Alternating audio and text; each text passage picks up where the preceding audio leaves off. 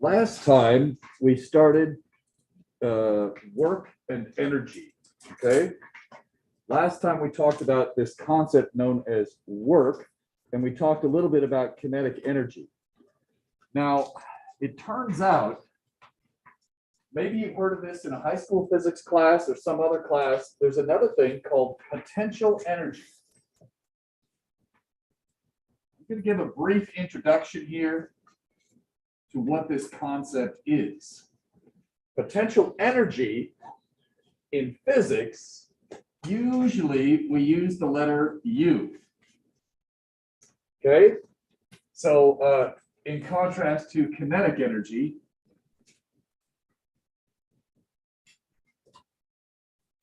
we've been using the letter K.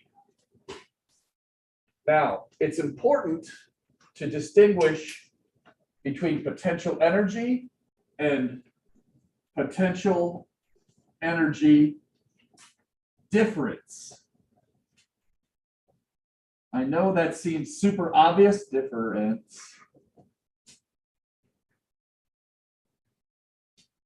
It turns out potential energy is actually defined using the difference in potential energy. So it's super complicated to the beginning student. It turns out for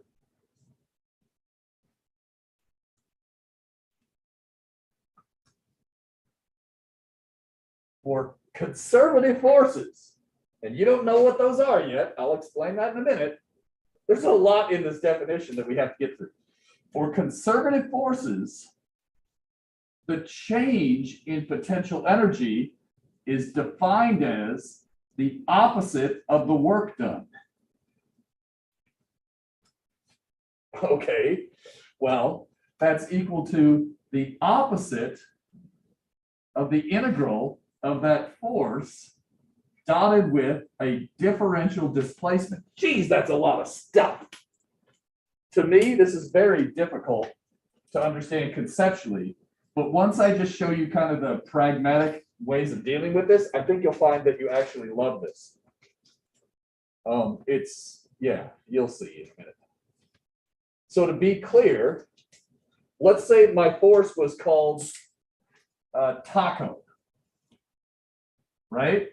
Well, the work done by taco could be calculated. So the potential energy associated with this weird taco force would relate to the integral of the taco force with the displacement. If we were talking about some other kind of force, right, we would use some that basically fill it in. So now comes this question of what is conservative forces, all right?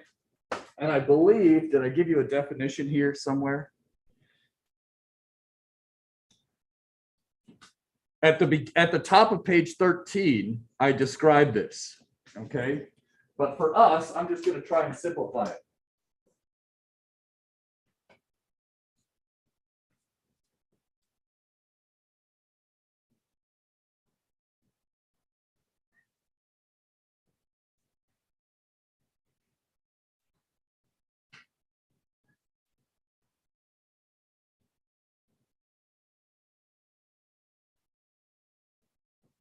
Work equals 0 for any closed path implies a force is conservative. This is, again, I think these words seem very intimidating to a beginning student.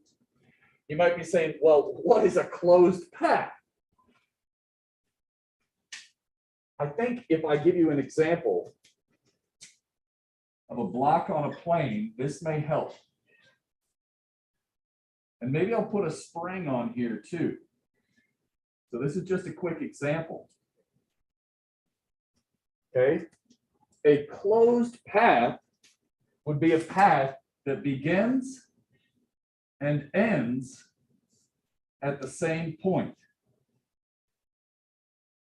Same start and finish position. That's what a closed path means. All right.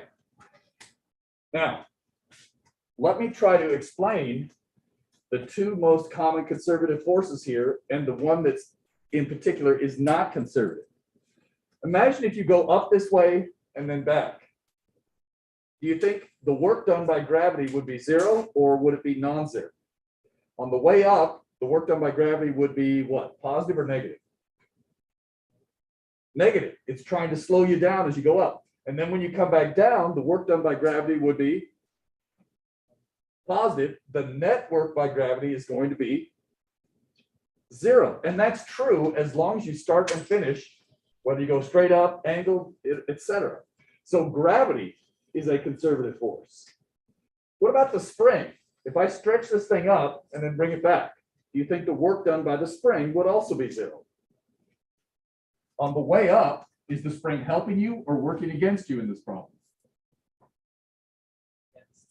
Against, so it does negative work, but then on the way back down, the spring helps you, it does positive work. We see that the two main conservative forces that we care about,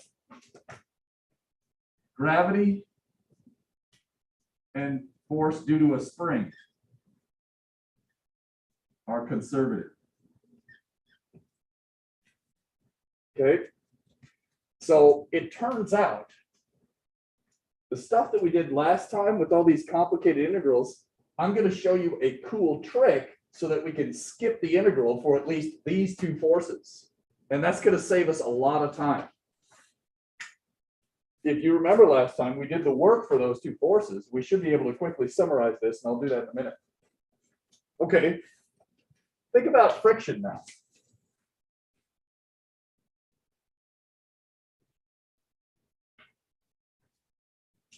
I want somebody else to answer this one, all right? He answered the first two. As I'm going up, sliding this block up the plane, does friction do positive or negative work, in your opinion? As you're sliding the block up the plane, which way does friction point? Down. So does the friction do positive or negative work as you raise the block up? Okay. Now, imagine the block is sliding back down.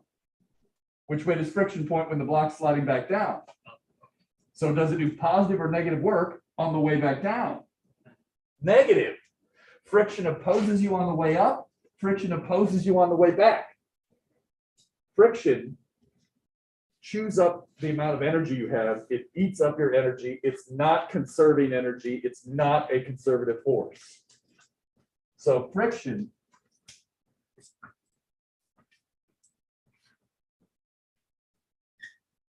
is the main force that we're going to not do this process with.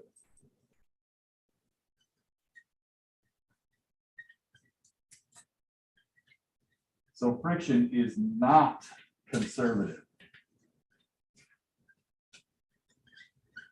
Okay, so far so good? All right, let's get some quick equations here so we can work. 6, come on. Okay. Now I have a little derivation shown there. If you want, I can explain that to you later. I'm more interested in getting to some practice problems. So for me, I want to just give you some basic information.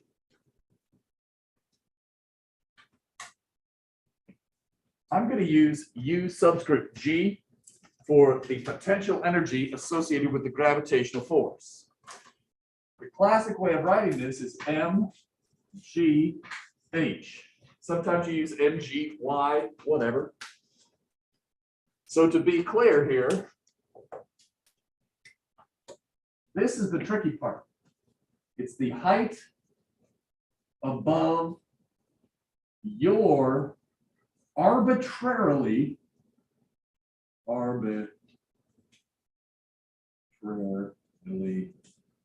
chosen reference level. I'll explain that soon.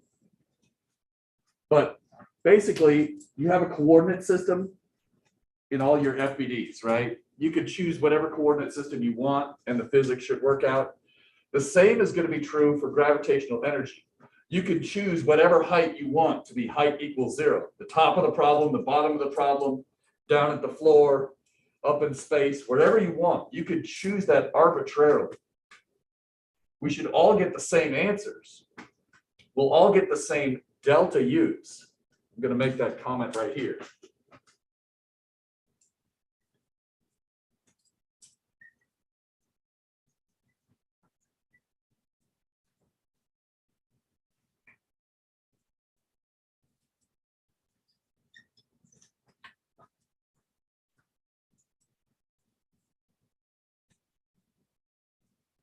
It seems silly now, but it comes in handy a couple of times.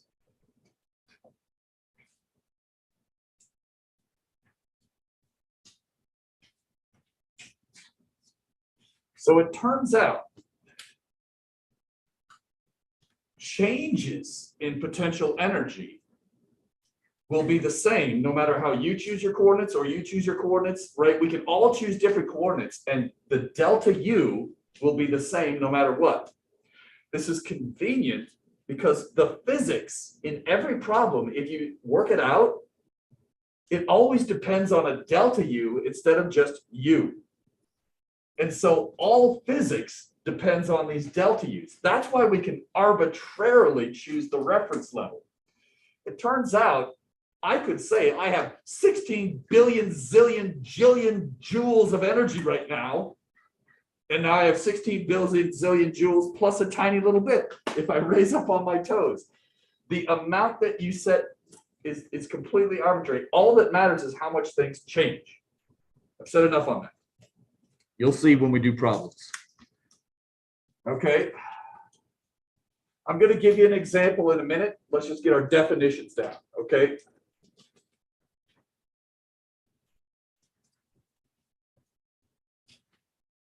So for springs, I don't know if you remember, there was something we got last time. I think the integral was -1/2 kx squared.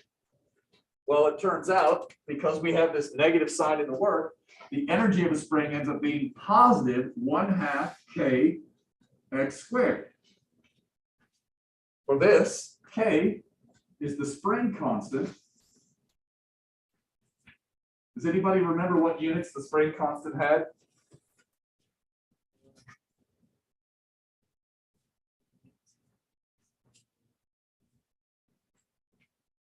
Yep, it was force equals kx newtons per meter. Excellent. Does anybody remember what x meant in those spring problems? It was the amount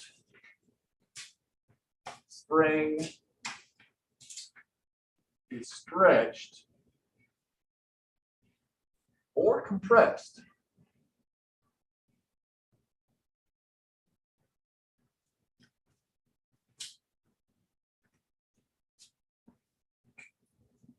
I brought a couple of springs just to remind you here. Here's a particular spring. You can see, oops, and I don't know if this will show up that well, but right here's a spring, right? If you squish it, it wants to re-expand outwards, right? So here's one where you could compress it and get some energy stored in it, right? Or you could stretch it and it wants to snap back. So here's a case where you could stretch a spring or compress it. Got it? So K basically relates to the diameter of the wire and what type of wire you use, the stiffness. That's also another way to think of it, is the stiffness of the spring, how stiff this is. And X is the amount you stretch it or squish it. And remember, this is all, remember all that crap I said last time about X un equals 0 for our coordinate system for springs? Do you remember that? So we're assuming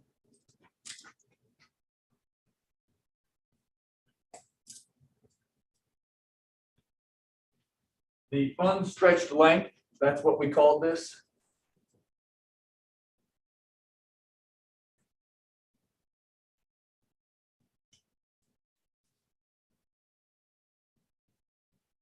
We basically, for springs, we're going to set our unstretched length at position 0. That was what we mentioned last time. That was our trick to get rid of the delta X in this equation, if you recall. Is that vaguely familiar? Maybe. All right. Okay. Here's what's cool about this problem. In physics, we say energy is conserved. Now, when you're at home and you say energy is conserved, that usually means shut the refrigerator door. Don't leave it open. Turn off the lights. That means save energy. That means reduce your energy consumption. That's not what we mean in physics. When we say energy is conserved in a physics class, we mean this. Energy conservation implies E initial equals E final. That's what energy conserved means in a physics class. It means the initial amount of energy equals the final. So just to be clear, I'll write initial here and final. Okay, that's what energy conservation means to a physicist. Now, it turns out we just spoke about one force that doesn't conserve energy. What was that force? Friction. If we want to account for friction, that means we need to modify this equation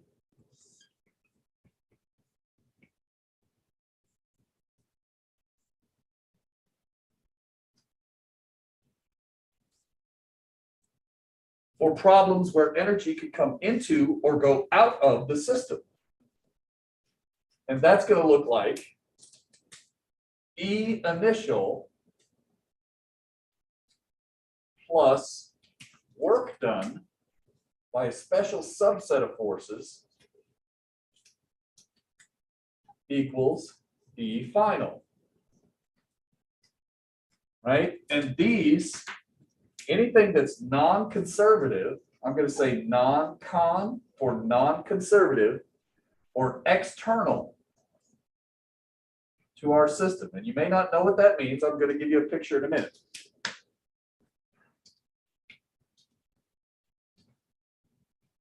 Okay. And just for reference, I think I can explain this a little bit better if I add one more thing up here.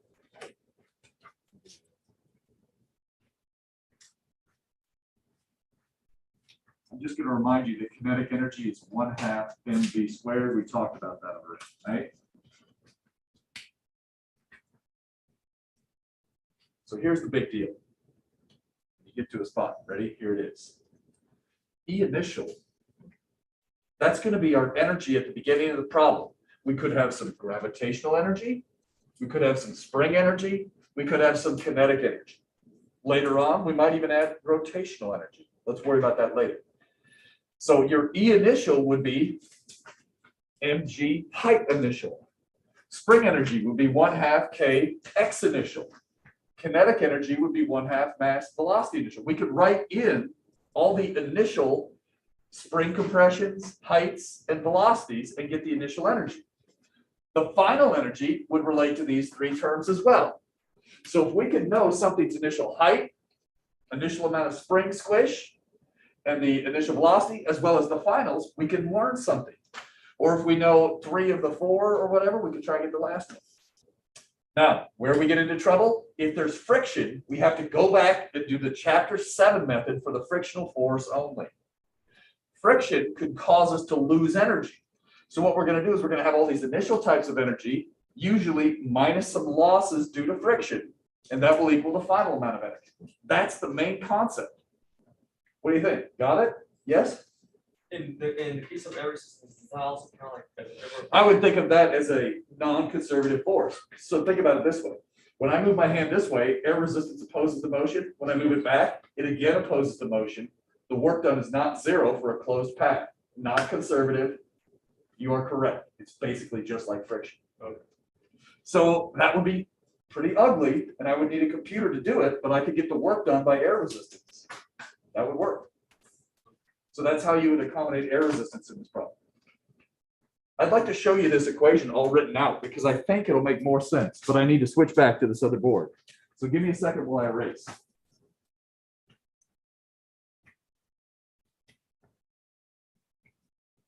Any questions while I'm erasing? Okay.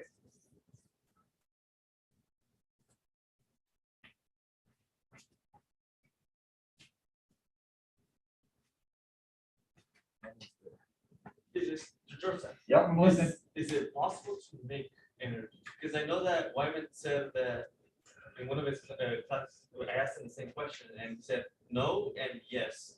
I would agree with that statement. Okay. So I'm going to talk about that actually right now. I promise. It depends on what you consider your system. So let me see if I got this on the next page. Flip the page, everybody. 14.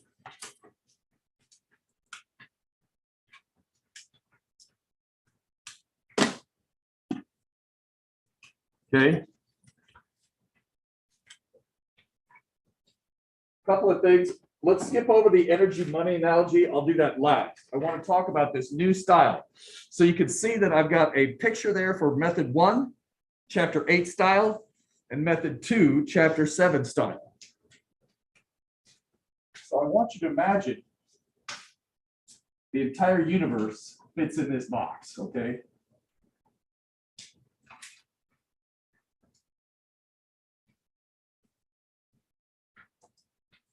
Now, maybe there's the planet Earth right here, right? And maybe there's some blocks and planes and all kinds of stuff, whatever, just kind of forget all that junk.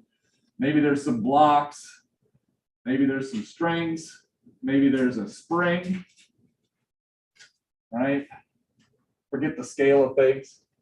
And I think I have one more force here. Imagine you have a rope with some zombie.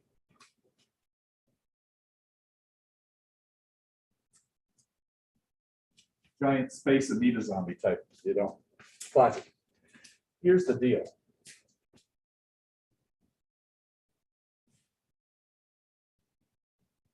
I'm going to call this, let me make it just a little bit bigger here, the system. Okay, this is called the system. My particular choice of system, notice it includes the entire planet Earth, these blocks, this table, this spring, but it doesn't include this zombie here. Okay? So the idea, and this is how it relates to your question, depending how you define your system, you could have energy coming into the system or leaving the system, and energy coming into the system you could say was created. Right? Like sunlight coming into our system, you could say was created by the sun, and it comes into our system, which is the planet and this table and this stuff. Got it? Yes. More on that later. Now, in this case, I could write kinetic energy initial plus U gravity initial plus U spring initial plus work external and non-conservative, I'm going to write it like that, equals kinetic energy final plus U gravity final plus U spring final. All right. If you wanted to, you could say it looks like 1/2 mv initial squared plus mg height initial plus 1/2 kx initial squared plus this work term, I'll call it again external and non-conservative. I know it's a lot to write.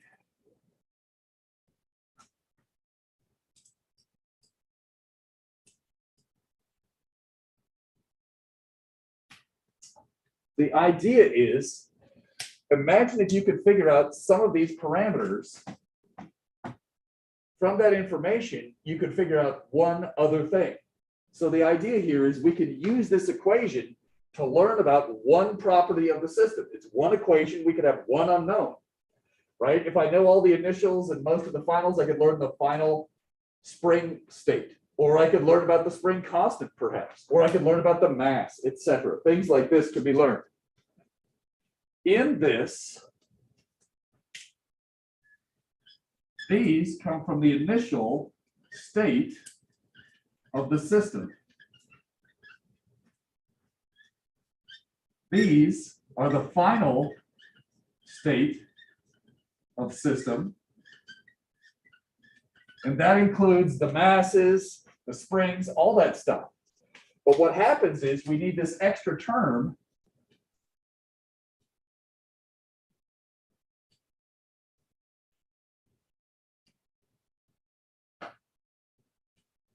to account for the zombie's spring tension. Right? This zombie is pulling on there. The zombie is external to the system. This string is external to the system. It's a force coming from outside of my system that could change the energy of my system. That's why, and so in this particular case, the zombie might be doing positive work, right? Pulling on the string might speed up the blocks or something, okay? Also in here, what's really kind of diabolical about this and why I have to spend so much time talking about it,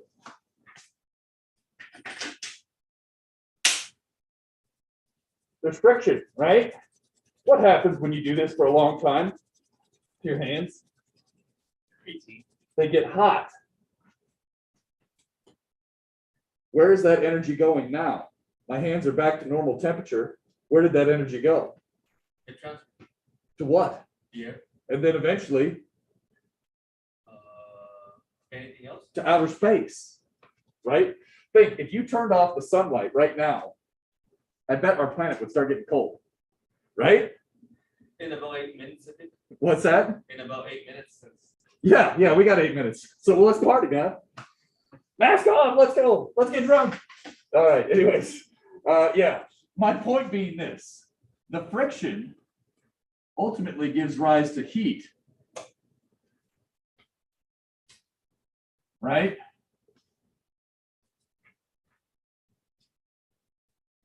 Which ultimately leaves the system in the form of infrared radiation.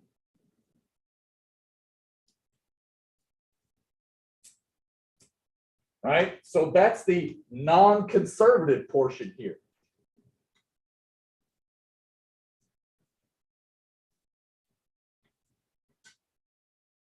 Okay. Now, if you really want to understand heat, radiation, all that stuff, I'm very excited to tell you, you can learn about it in Physics 162, not this class.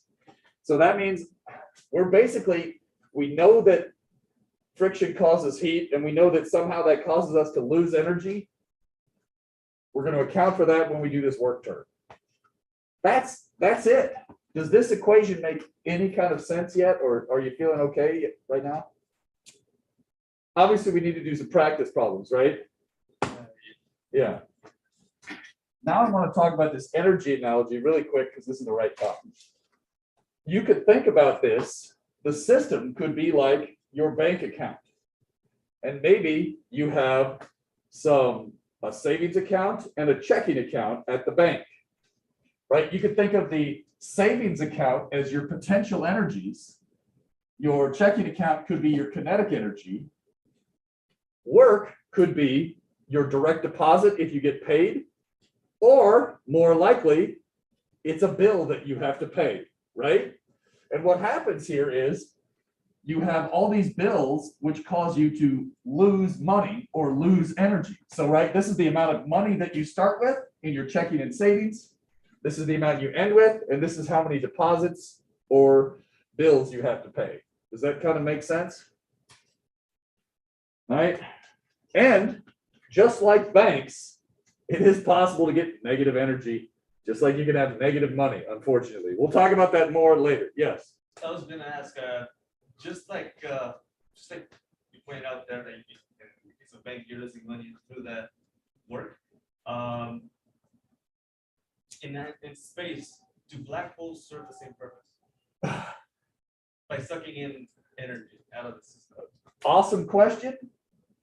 Let's talk about it later. Okay. It's not that I don't want to talk about that. It's that I don't know that much, so I have to think a lot, and I'll be really slow answering you. But let's talk about it on the break, or is that cool? Yeah. Yeah, that's a good question. Complicated too. Yeah, really complicated. All right. Okay, look at the top of page 15 really quick. Or page 15 is the summary of everything I've been saying the whole day. Take a quick second to look at page 15 in your workbook. What are the takeaways from all this crap? In the entire universe, energy is conserved, E initial equals E final, for the entire universe, if you could account for the energy in every single atom simultaneously in the entire universe. That's really impractical, however. So normally we throw in that work term. Now, one of the things you got to be careful with, I'll mention this. Look carefully right here. If you do a gravitational energy, we do not do gravitational work. Do you see that? Look carefully. This is work done by external forces, non-conservative forces. We don't do the work done by gravity because we've already accounted for it in the gravitational energy. Similarly, we don't do work by springs because we've already accounted for it. The types of energy we see there, we've got them listed, our equations already, and you can see Chapter 7, we did this a little bit different way. This is basically the way we're going to approach chapter 8 problems. All right. One last note before we do a problem. If you're wondering why I drew the planet Earth here, technically, when we talk about gravitational energy, right, a lot of teachers will say this, right? They'll say, look, I lifted this eraser. It's got some height. Now it has gravitational energy. Well, technically, so does the Earth. Now, this is what's annoying to people.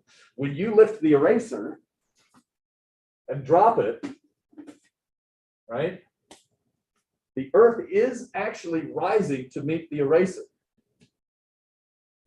We don't notice it because it only rises about, you know, a billionth of the diameter of a nucleus of an atom.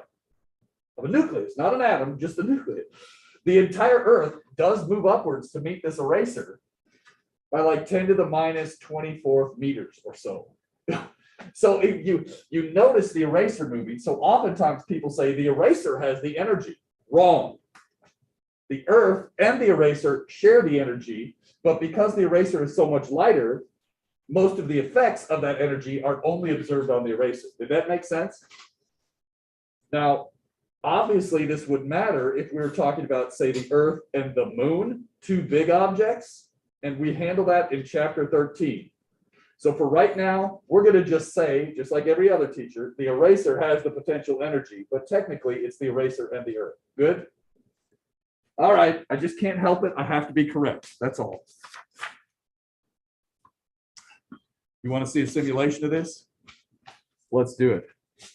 Take a look at page 16 while I get the simulation running.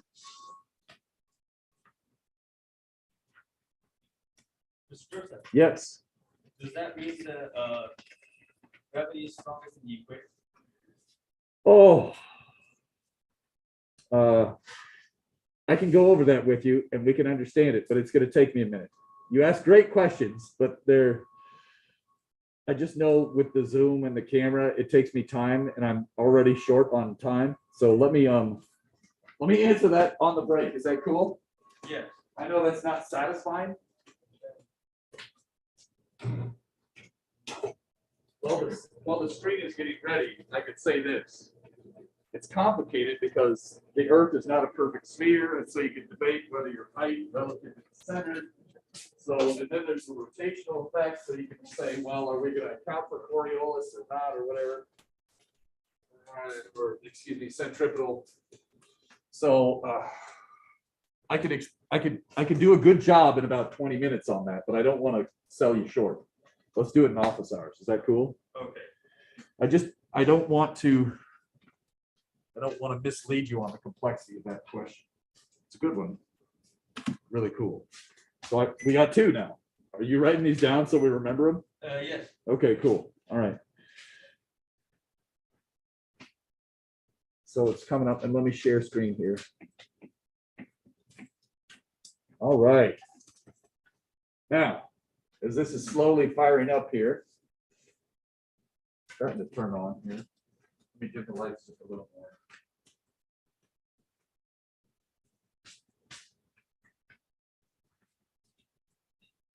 There we go. Looking pretty good there. All right. Now, I'm going to put this, let's see, where's the grid here? Now, in this problem, you could, obviously this grid doesn't really exist. It's the virtual grid. But right here, whoops, got Zoom. I'm on Zoom. Right there, notice they've set our reference height for us, right? So currently, our reference level is set at 0. I could change that to anywhere I want, right? I could make the top of the track 0. I could make the bottom of the track 0. Let's just start easy and make the bottom of the track 0. Now, I'm going to hit pause button so this doesn't do anything. I'm going to start this skater here. And I want to point out one thing. You see that red dot there? That red dot is going to be the center of mass of this skateboarder. Now, clearly you think something's wrong here because her center of mass should be at her center, but it makes the code easier to understand. If it helps, you can imagine her skateboard has 16,000-mile long depleted uranium wheels going infinitely far into the board, and then the center mass is approximately correct. If you don't want to think that way, just say the red dot is her center of mass. Okay, that's just me. All right. Now what's going to happen here, you probably know what's happening, as this skateboarder rolls back and forth. We've got no friction right now. And we see the skateboarder goes back and forth to exactly the same height. In practice, you know this doesn't really work. If I turn on some friction, in reality, energy leaves the system. But for now, let's start with no friction. And let's start her up here at this spot. What I want to do is I want to show you the energy chart here. And maybe what I'll do is I'll also show the pie chart and run this at slow speed. Okay, so the blue in this case, in both the bar chart, we're on Zoom. So when you look here, there's going to be some blue. And in this pie chart, as she goes up and down, there's some blue. The blue represents her potential energy. The green represents kinetic energy. If it helps, because this is so busy, let's get the grid off of here for a second. I'm going to remind you of the equations, or maybe you can remind me. What's the equation for kinetic energy? Somebody.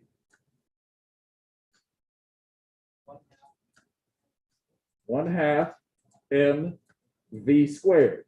Notice when she goes faster, she has more green pie, right? Or more kinetic energy. And the equation for potential energy due to gravity, what was that equation?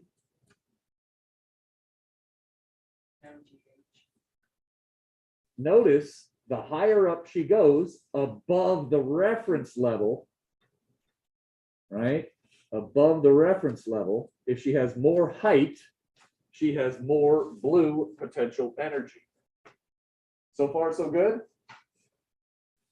And the idea is we could now start doing problems with these equations and figure out, okay, if we know her initial height was, what's her initial height? 5 meters? Yes. Okay. So if we know her initial height is 5 meters and all the energy is potential, notice at the very bottom, all of the energy is kinetic, we could do our conservation of energy equation and figure out what her speed should be at the bottom without doing an FBD, without having to do a lot of work. Isn't that cool? You ready to try it? Any questions while I have this simulation up? Yes. So it's the only way to produce heat is through friction, or like, let's say air resistance. That's the only way that heat can generate. Well, you could have radioactive decay as well. Okay. There's other ways, yes. But friction and air resistance can cause heating as well. Yep. So, and notice, this is actually a good point. He's mentioning heat. If I turn the friction back on, I'll wait till she gets to the top. Watch the chart now. Okay, let's turn on the friction. Notice the energy starts going away and we see this extra term appearing in the pie chart. The energy of the track getting warm or the wheels getting warm due to the friction, that's the thermal energy leaving the system, right? She used to have enough energy to get all the way up to 5 because of the friction. Now she's only able to get just a little bit of height. And we see that the friction keeps chewing up her energy and causing it to leave the system, so she keeps going lower and lower. And you know this, right? If you stop pumping on a swing, you gradually slow down because of the friction, and then you end up at the bottom. Is that good? Yes, although I do have another question. Okay. Thermal energy is still energy. Yes. Which I just wonder, is there any form or like any way that it can be useful again? Yes. It'd almost be cool if we had a whole course on that topic, wouldn't it? And we do, because it's too complicated to answer right now. But yeah, so I have to be careful, but think about this. How does a car with a combustion engine work? You have an explosion, right? Right. Inside the cylinders. You're using that thermal energy to make your wheels turn and get you to this amazing physics class. Right, but before transforming the thermal energy, you're using chemical energy. Yes. And the thing is, once it becomes thermal energy, it's considered waste in a way. So I was wondering. Yes, some of it gets wasted. There's efficiencies involved. So let me put it to you this way. There are many types of energy that we're not going to discuss in this class because we want to get the basics right first. And then once you understand the basics really well, you can use that to understand more complicated things. Physics is the simplest possible subject, right? In theory, we only allow gravity, springs, and we're ignoring chemistry completely, right? That's hard. That's too hard for me. So what we're going to do is we're going to keep it simple, learn the basics well, and then when you have these questions, you can actually understand what other people have written about them and learn. Got it? We got to get the basics down first. And that's what's frustrating about physics. You can't jump ahead, right? You can't learn quantum mechanics until you understand this. This relates to quantum mechanics. It relates to a lot of different things. All right, enough said. There are many forms of energy. For now, let's pretend they don't exist, and then we'll add them in later. Good? Yeah. All right. I know it's not satisfying, but you got to start somewhere. All right. Maybe I'll do one more thing here. Let's change the track to this, right? Let me clear all these annotations. Here's an interesting problem. If I started right here at the top of the track, now we're going to see some interesting things happen, right? When we just have a simple parabolic track, we don't have to worry about anything. But now, is there anything we need to worry about as this proceeds? Oh, let's take the friction off. Let me start over. If I hit play on here, let's see what might happen. Oh, is she bound to the track? Let's let her not stick to the track. This is a much more complicated problem, right? When you come flying off the track, you're going to lose energy every time you impact. So now we have situations where the shape of the track is going to affect our physics. Do you remember doing this problem last week when we had the car driving over a hill and we said, oh, watch out, what's the minimum speed to avoid catching air? Do you remember that problem? So you could imagine as we get good at energy, we could then combine it with those previous topics. Or what if we want this person to go around in the circle, right? Do you recall that when we did this problem last week, it's important that she not stop moving, otherwise she'll fall down? If we add, let's do this, right? If I put her too low on the track, she's not going to make it through the circle, right? She doesn't have enough energy to make it to the top. And so she falls off the track. We could discuss this problem as well. And so we see there's circular motion force problems and energy problems go hand in hand, and we'll analyze those as well. Good? Yes. I noticed something else. And that Yes. is that when you add in friction and when you add in the non-sticking to the track, every time she changes rapidly in direction is when heat is produced. I don't know if that should always be the case. Is that how it works? We can discuss it later. Yeah, it turns out I don't have that answer right. It's going to depend on different situations, right? When you have the most losses will depend on the exact particulars of each situation. And so, yeah, more on that later. Got it? I know that's not satisfying again, but yeah. During collisions, anytime you have a collision, you tend to lose a lot of energy. So if she goes off the ramp and then impacts it again, that's going to cause a large change. So anytime she catches air, we expect a lot of loss of energy. And anytime there's a lot of friction, that could happen too. All right. So anytime you're moving quickly, air resistance goes up, you're going to lose energy more rapidly. So it's complicated. It depends on a number of factors. Right. It kind of works like acceleration. Okay. Okay, well, I don't know if that's the best way to describe it. I don't either. Yeah. I'm just trying to get to a practice problem. So let's do it. Okay, so let's take a look. We've had a chance to look at this simulation now. Let's actually do a problem. All right, and let me get rid of this.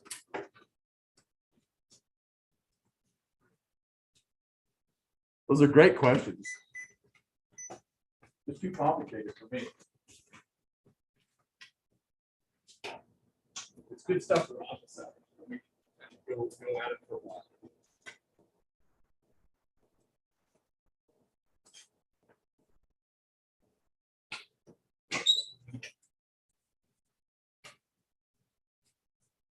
Yeah, you can tell you're going to be a physicist, right?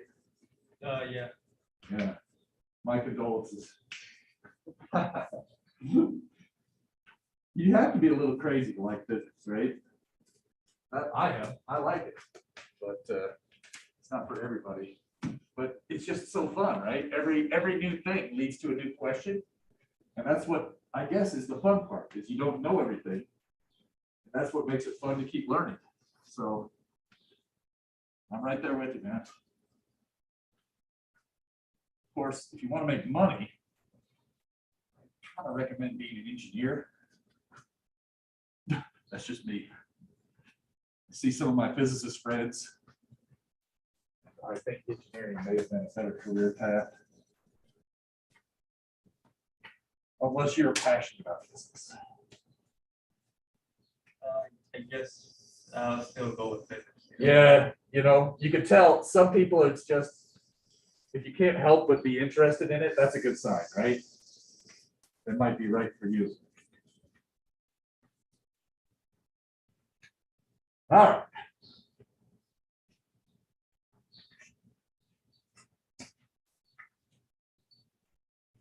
Let's look at a problem here. Sorry for the long, boring introduction, but I feel like now you conceptually understand it. We're going to look at 8.3.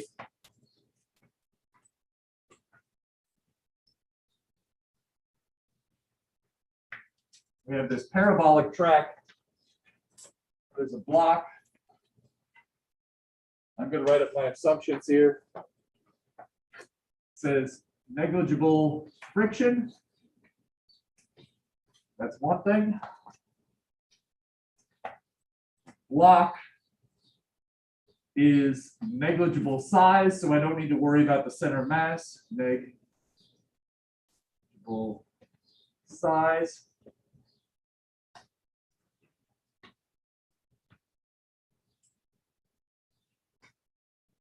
It says block released from rest.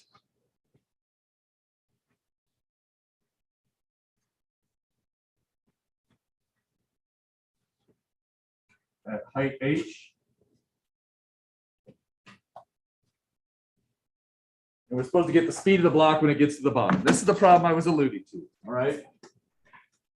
Now, you probably know how to do this already, but I want to start doing this the way I want to do it. I want to get some good habits. Before doing anything else, pick a reference level. Remember that? I mentioned there's a reference level. We get to choose. To me, there are two logical choices. We could either make the top of the ramp 0 or the bottom of the ramp 0. Which feels more natural to you? Bottom. Absolutely.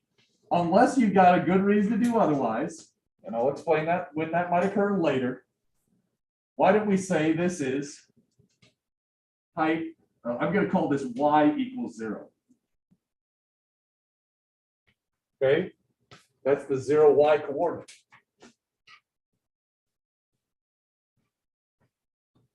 We were told the block starts some height up here.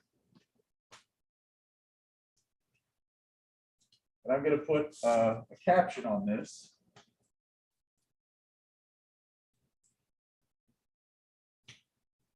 B4. And I'm going to draw a separate picture for afterwards and try and draw it about the same.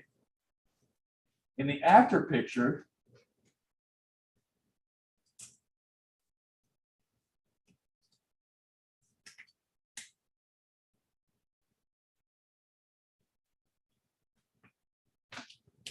When the block gets to the bottom, is it at rest or is it moving?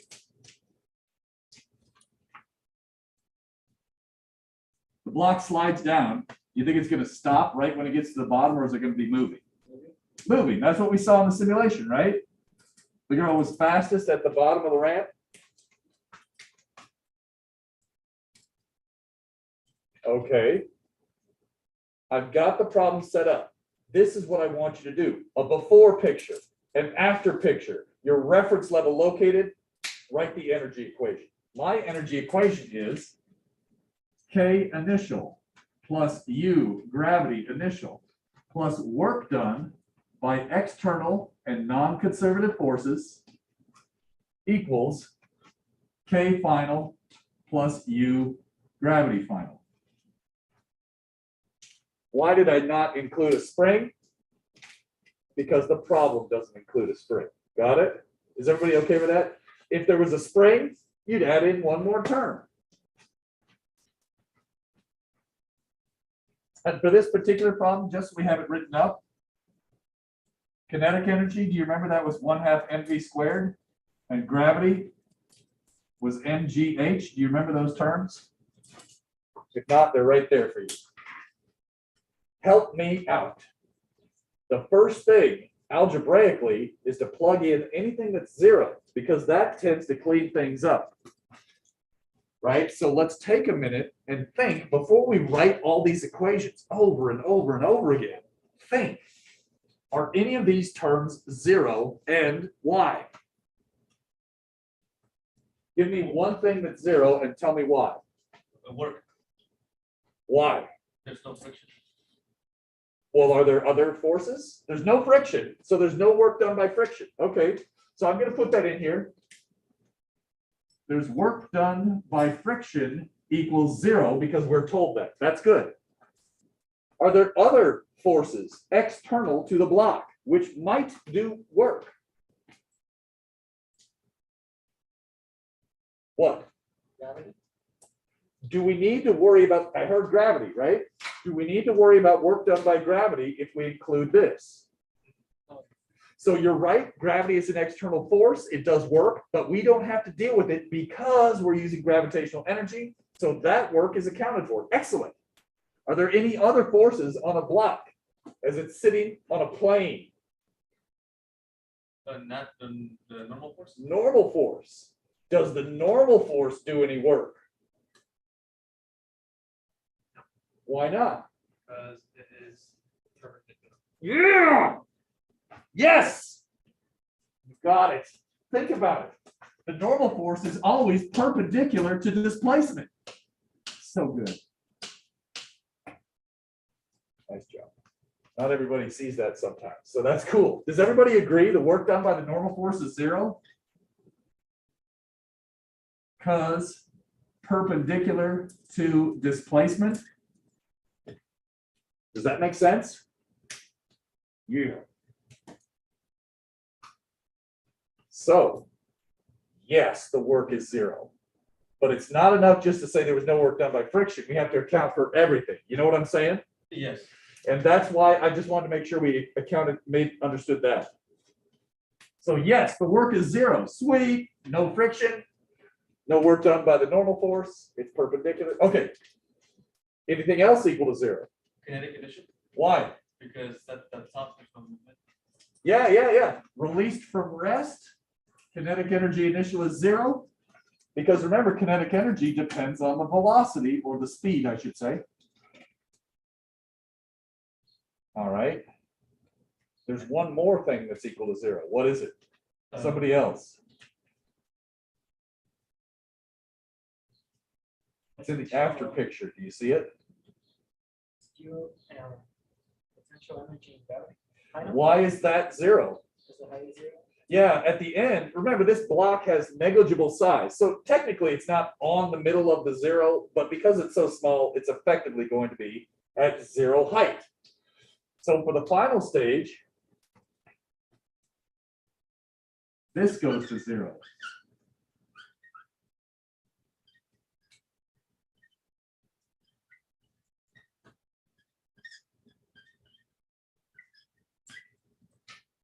I'll make these comments.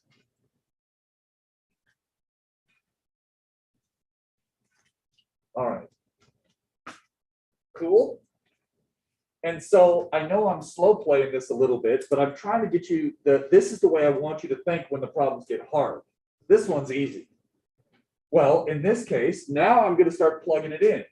What's the equation I should substitute in for UG initial?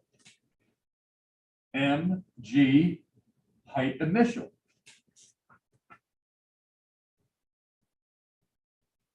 Equals, oh my gosh, what drops out? Mass. Mass drops out. What was the initial height for this particular problem? In the before picture, what was the height? H. So this we could just write as the symbol H. So sometimes problems will say the height is capital H, sometimes they'll say it's lower H, sometimes they'll say it's Y, sometimes they'll say it's X, whatever. In this particular one, we're calling it H. Let's rewrite so it's not messy. What's the final? B. Oh, that's what we're looking for. Do you agree? Look, read the question. Isn't that what we're trying to find? Speed when it reaches the bottom. So in this case, that's what we're looking for. So when you solve it, what do you get?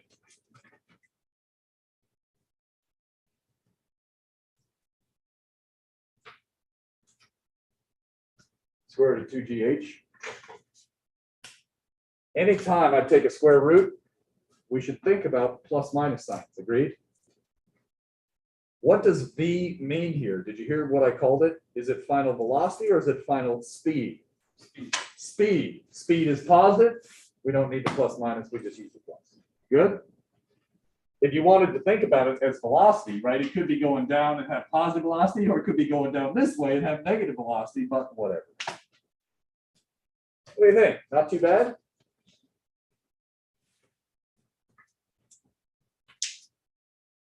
Okay.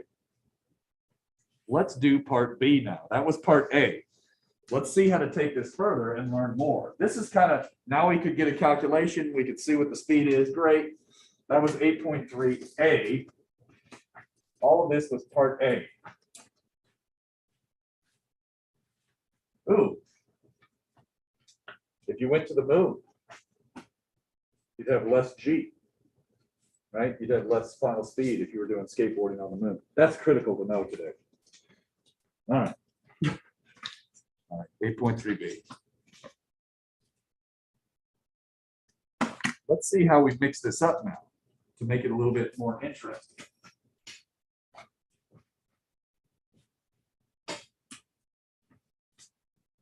At what height above the ground does the block have half max speed?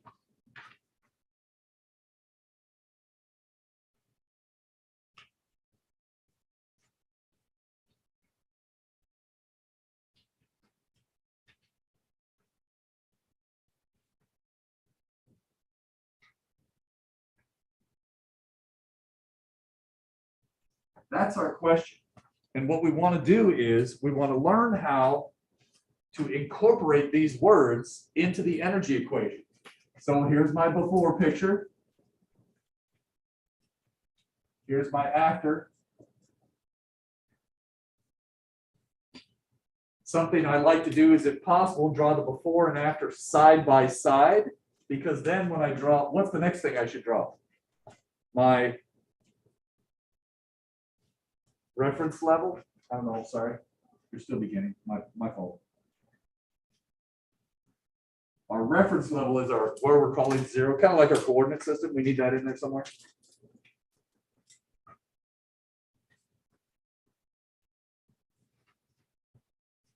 We have our block here. And then this is at some height h.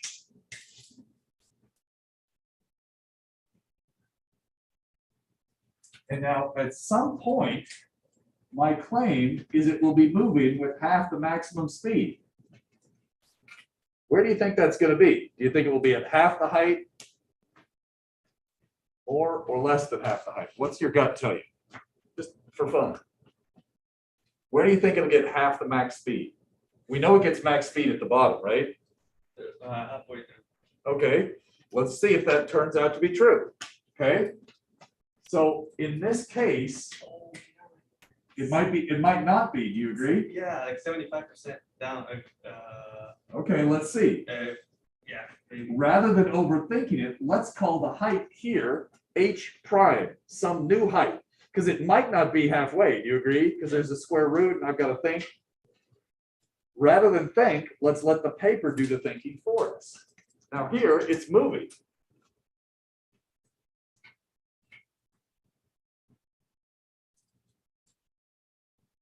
Okay. How can I incorporate this information? In particular, does anybody recall what the max speed was? What was the max speed that we saw in our previous part?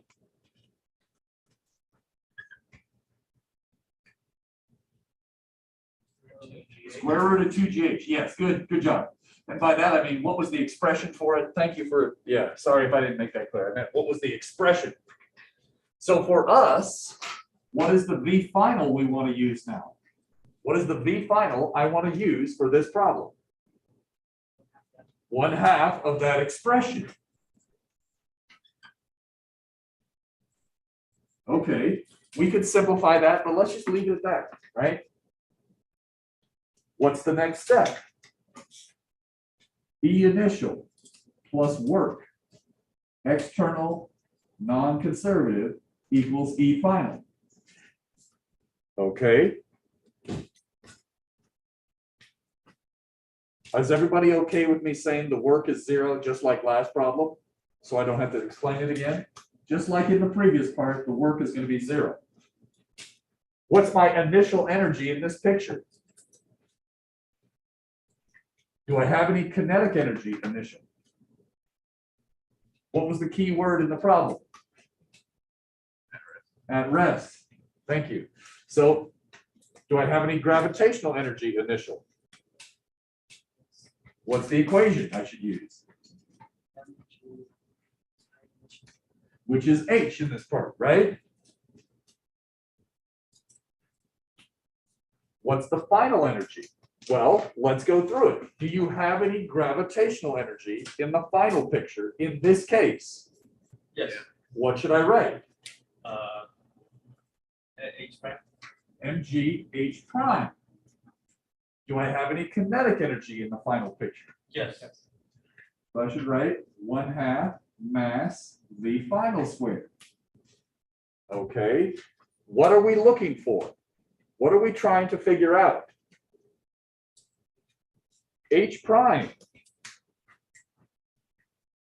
This is WTF. That's what to find. Do you see anything that cancels in this equation? Mass. Mass. Let's get rid of that, save ourselves a little bit of effort. It's true whether I do it or you do it. Okay, I guess we better plug in that V final now, right? I'll race you. Go.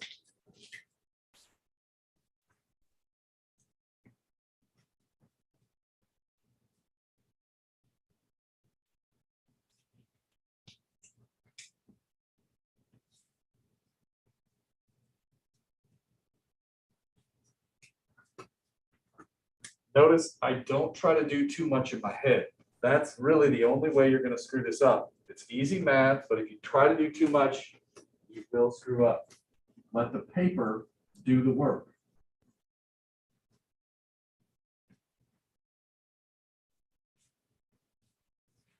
I'm just going to square this out in here. I get 1/4 times 2gh. That takes care of the squared. Now I can start to kind of clean up my fractions. Ooh, what does every term have in it now? G. G. Getting sloppy, I'm gonna rewrite. H equals H prime plus 1/4 H.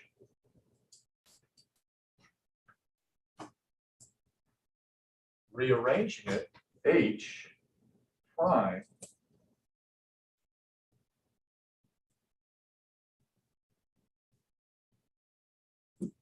there's your 75% that you were expecting. Got it? Oh, it was right. Yeah. That was. Well, yeah, yeah. That's good. That's good intuition. All right. Let's think about this. You actually, look at this, you gain half of your speed in the first quarter of the distance. Then you cover the last 3/4 of the distance, you gain the other half of your speed. Isn't that wild? I don't know, I find that very, very interesting. But you'll see this 1/4, 3/4 appearing in a number of things. For example, when you throw a baseball towards home plate, right? It loses 1/4 of its elevation in the first half of the path and 3/4 of its elevation on the last half of the path on the way to the plate.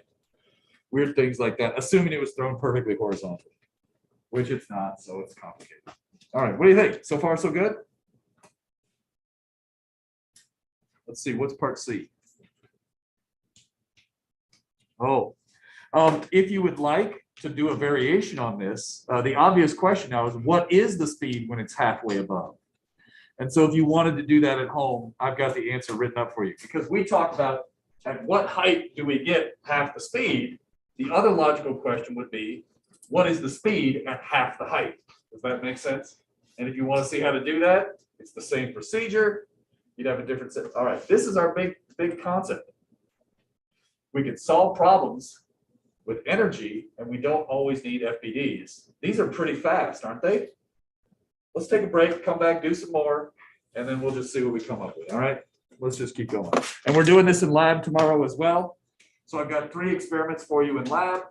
And in each one, you're basically going to write E initial equals E final, draw a before picture and after picture, calculate what some parameter should be, and then do the experiment. So that's right. You'll get more practice with this in lab tomorrow. You can practice it all week long during spring break instead of doing anything else because that's the best. Take that break.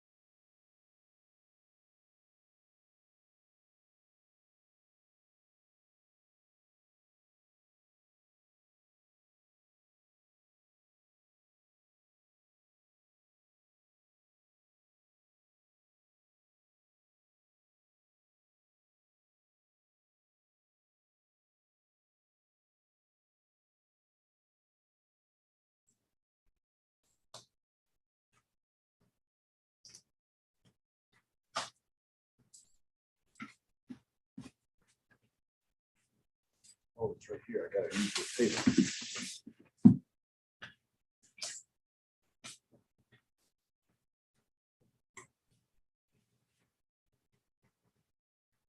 Might be coming right in front of you guys there. You may want to move. Yeah, I guess all my demos I'll probably, or this one I'll be doing here. Yeah. Doing that one that's right in front of you there.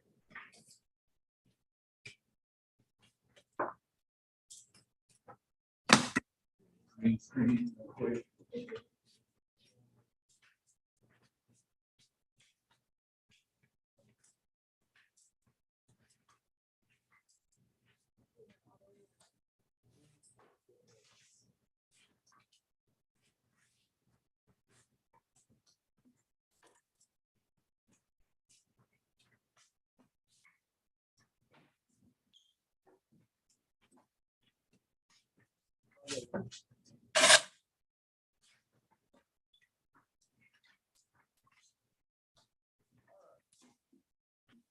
So I would like to angle this, but I can't because it's been set up and leveled here. And actually, I don't know if you can see this at all. Jules, is it showing up kind of? You want to just come up here while you're up here? Yeah. Okay. So I don't know if you can see this, but we've got a high track and a low track. Go to the other end and hold these two spheres. Stand over there at the other end. So the idea is he's going to put the balls on the track and try and release them at exactly the same time. And my question is, there's a high road and a low road. Which track will cause the ball to win the race? Or will it be a tie? What do you think? So he's going to put the two balls on there, put them on there, but don't start it. Sure, right at the mark. And he's going to release them from rest. And when he does, which ball will win the race? And there's a couple of things to think about. Which track is shorter? The high road or the low road? Let's call it high road and low road. So which track is shorter? High road, orange, yeah. Okay. So what's the advantage that the low road has? Probably a faster speed on the. Say again? Probably acceleration. Yeah, it's going to accelerate as it gets low. Which one do you think will win? The shorter path or the one that speeds up? High road or low road? Take a guess. All right, let's run it. Here we go. Go. Which one won? The low road. Why is that? Let's give a round of applause real quick. In this case, even though it has to cover more distance, why does this ball on the low road get more speed? When it goes lower, it converts more gravitational potential energy into kinetic. And so think about it. For this little piece of the track, this ball is going a lot faster than this ball. And so as a result, right, it's actually able to cover this stretch of distance much faster than this stretch of distance. And as a result, it is able to overcome the longer track and win the race. Which ball is going faster at the end? High road or low road? Which ball will be going faster at the very end? Gonna be the same. It should be the same. Here's what's, I want you to think about it like this. The ball comes down, it picks up some speed. It converted some gravitational energy into kinetic. It speeds up again, converting even more gravitational energy to kinetic. But then when it comes back up, it unconverts some of that kinetic energy back into gravitational, and then it regains the same speed as this one because they're at the same height. Good? So far, so good? That's just kind of a fun demonstration. Would this always work? No, right? Depends on the track. It's not an obvious answer. The low road will not always win. In fact, I got to have a little bit of fun in my life, and this is where I'm going to have it. There's an extreme limit to this. Clearly, this path is faster than that one. Is there a fastest path? What do you think? Is there a particular path or shape that would give you the absolute fastest way to get between 2 points? What are you thinking? This giant red thing. Let's move the camera over there. All right, so this is the extreme limit of this thing. Oops. All right. So in this case, just so you can see a little better, I'll bring this over here.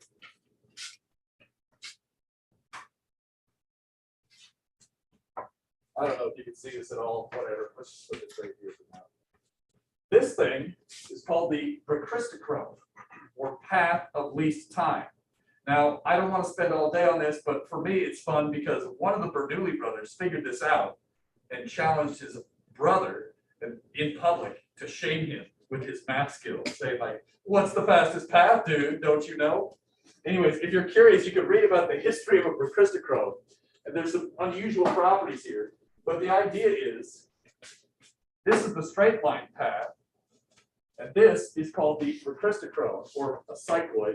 And when I release these, you can see that even though this is a longer path, this is the path that optimizes the travel time. So you see the chrome in the Christochrome. That chrome is like chronos, like time. So path of least time. There's another weird attribute of this curvy path. And I can show it to you like this. If you have two of them, like this, let's say I start two balls on here at different spots. Now when I do this, I'm going to try and lift this and start these balls moving at exactly the same time. Sorry, let me scoot it up a little bit. Here's the other weird thing. Which ball do you think will hit the ground first, or get to the end of the track first?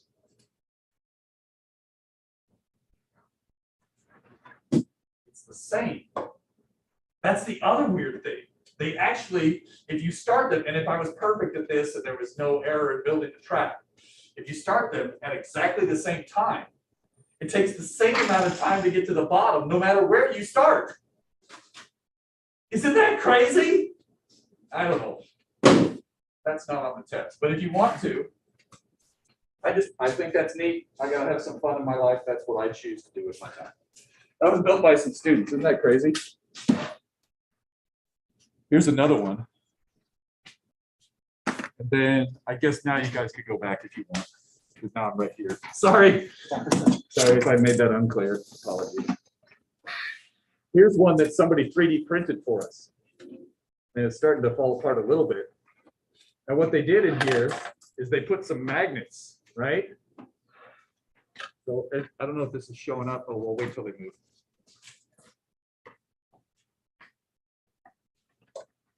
Right, so the idea is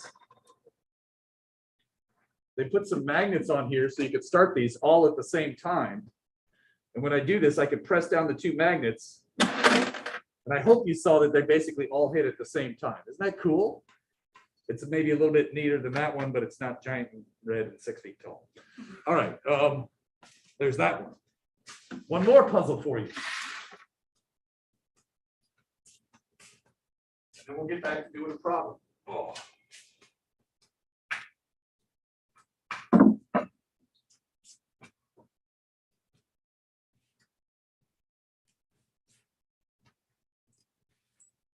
Okay, get this crap out of here. All right, the classic problem. We're going to model this problem as a block that's sliding with no friction. We don't know how to handle rotation yet. We'll revisit this problem in chapter 10 when we do understand it. But for right now, just pretend this is a block sliding with no friction, even though it's actually rolling. The obvious question is, how high do you need to put the ball so that it goes through the loop, right? Well, what does your gut tell you? In particular, I've got a meter stick here, right? This loop is about 44 centimeters tall. Why is everything 44 centimeters in this lab? Whatever, 44 centimeters. How high up do I need to raise it? Obviously, it's not going to make it if I go 20 centimeters, right? What's your gut tell you? Okay, so if we go to 44, that would be right up to here, right? Doesn't make it. Why? when you get up to here, we lose contact. The normal force goes to 0. It becomes a projectile and it doesn't have enough. So the trick is, in order to make it through the loop, where's the limiting point in the loop that we should analyze? The bottom, the top, the left, or the right? What's your gut tell you? What's the trickiest spot for this ball to make it to? The top. What has to be true for it to be on the track at the top?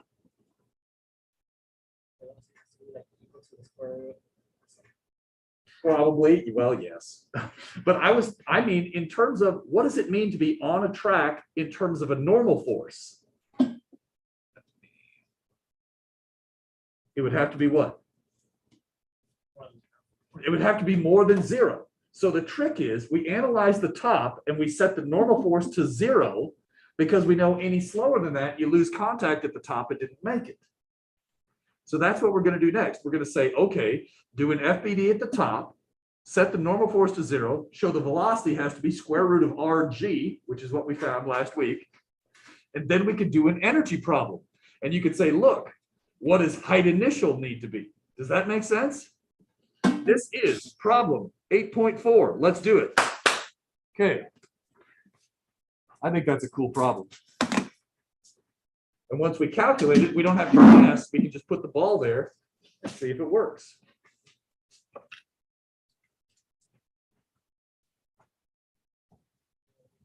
Let me read what this says here.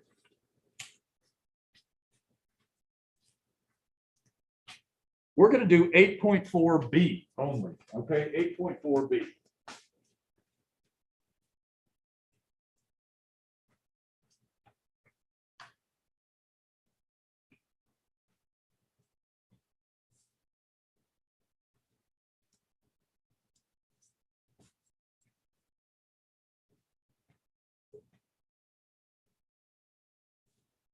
One of your labs tomorrow is very similar to this problem.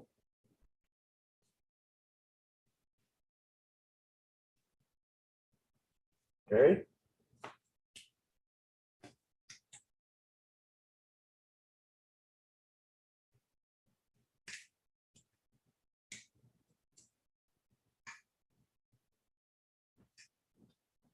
I think we assume no friction.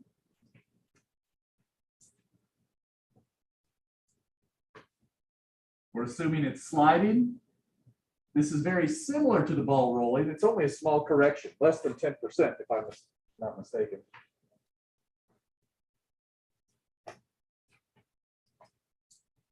So we're assuming that it's sliding, not rolling, and that is an error, but again, it's less than 10%.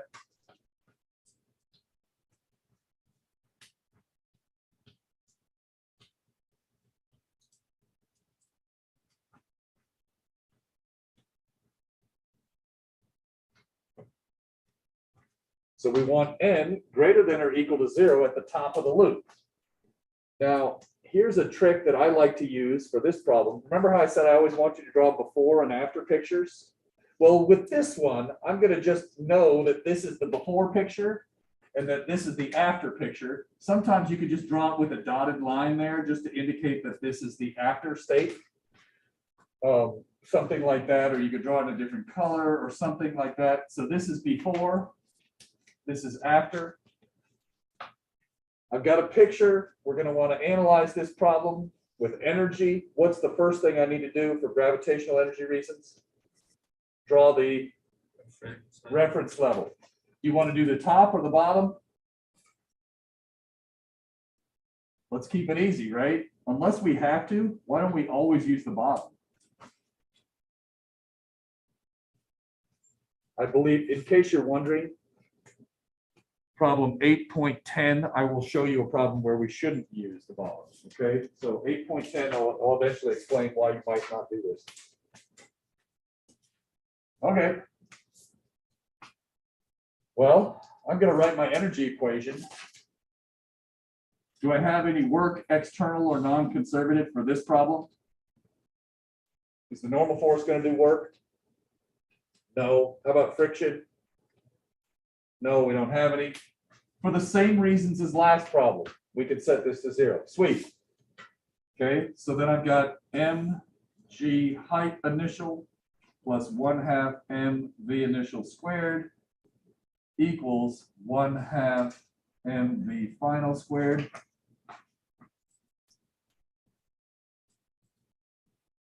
That's my energy equation. Maybe I'll write this.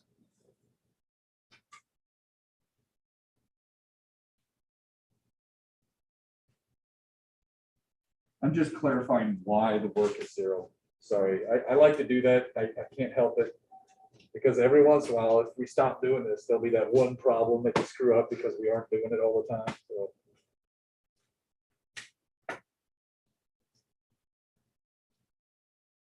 Is the mass going to always drop out in these problems? What do you think? What have the last 3 problems had in common? No springs. When you have no springs, the mass usually drops out. Not always. I can think of some weird cases, but if you have no springs, sometimes the mass will drop out. Very often it will drop out. Okay. Help me out. What are we looking for in this problem? What are we trying to find? Final. No. Agent. We need V final to get our final. Yeah, that's a substep. We need V final at the top. Okay, so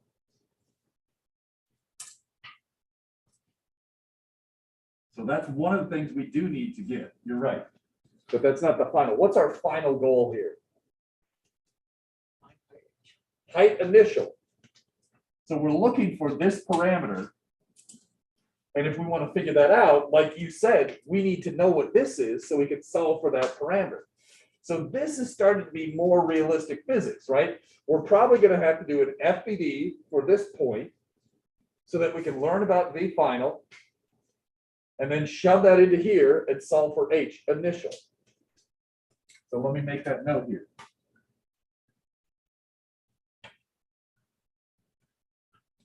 That was our plan of attack when we were there. We were going to use an FBD at the top.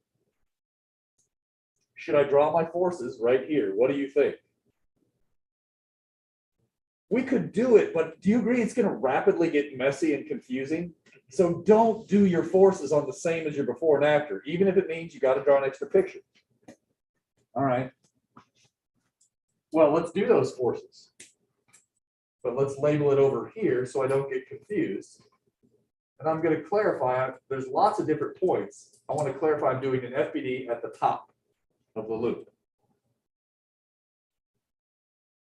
Okay, somebody give me one force. Gravity, which way? What else? Normal. Which way? Down. Exactly. The track is pushing down on the ball. At the top, outstanding, right?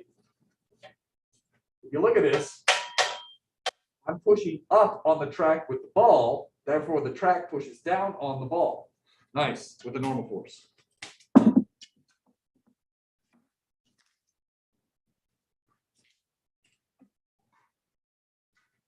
What's true about A tangential at the top? You remember that? A tangential for circular motion is at the top and the bottom? 0. That's the one spot where speed is approximately constant. Think about it. At the bottom of this loop, do you agree it's not changing height much right there at the bottom? So if it's not changing height much, it's not changing speed much. Similarly, at the top, it's not changing height much, it's not changing speed much. So that's why we set A tan to 0 at the top and the bottom, but here it's definitely changing speed. So we don't ignore A tan at the side, but fortunately, we're at the top. Okay. Is this thing accelerating then? If the speed is constant at the top, is it accelerating? Yes, Why? because it's going to the center. Towards the center. So that's the component of acceleration that changes the direction of the speed or the direction of the velocity. Okay. In this case,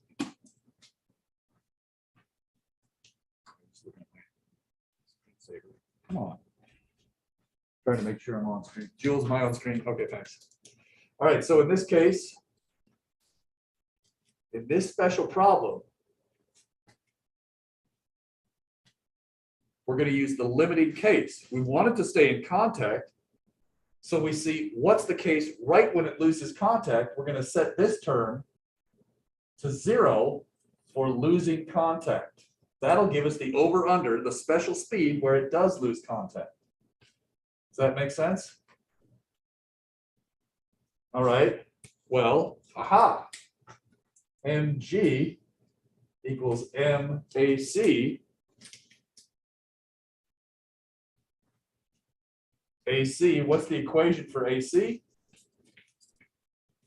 B squared over R, the ends also cancel. So notice, I think we get G equals, what did I say? B squared over R.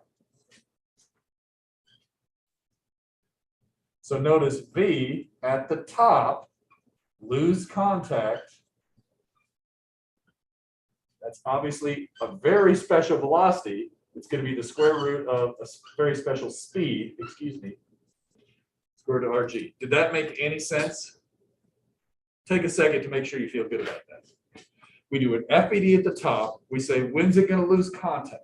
We set the normal force to 0, and I solve for V.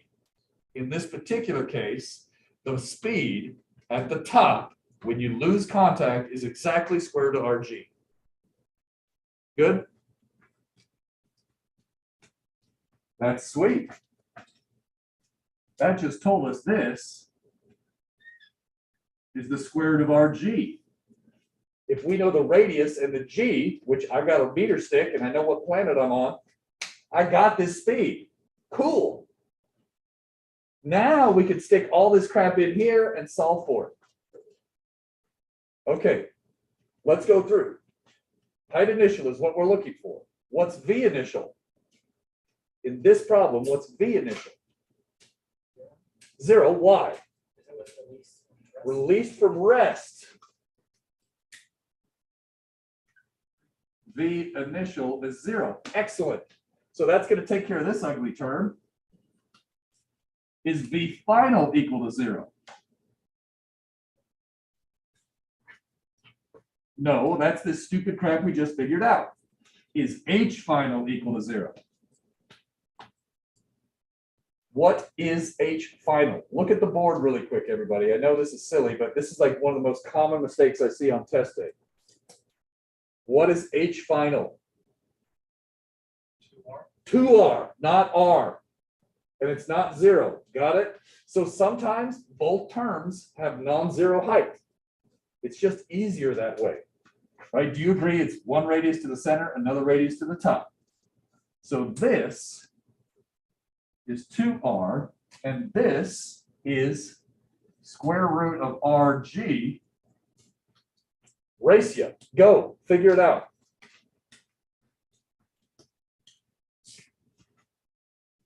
I'm just going to rewrite here, and then I'll switch boards.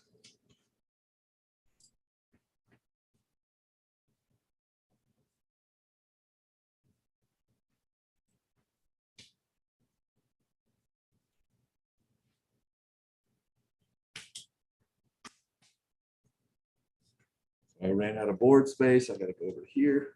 I guess I could cancel that mass finally, huh? I should have done that right away.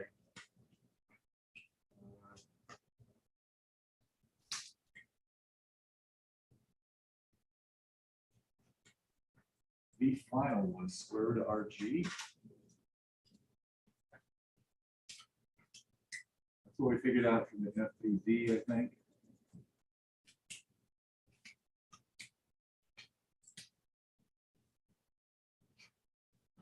Right?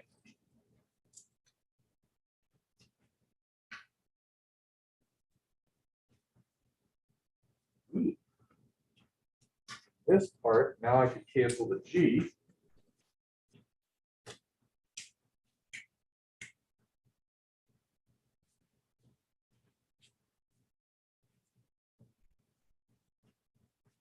It says height initial should be 2.5 times the radius. Do you agree? 2 plus a half, 2.5.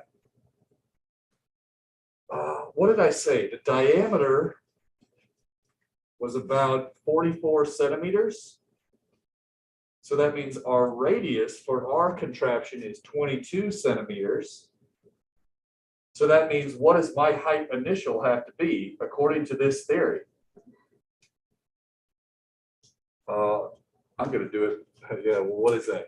I guess that's 44 plus half of that. Is that 55 centimeters? I'm doing it in my head. Did I screw it up? 60s, it would be, I'm gonna get out of calculator so I don't screw this up. No, it seems stupid, but yes, yeah, what was it? in my head, it says yes. Okay. 55? Ooh, all right, good. Oh, yeah, that's right. 3 would be 66. Yeah, yeah.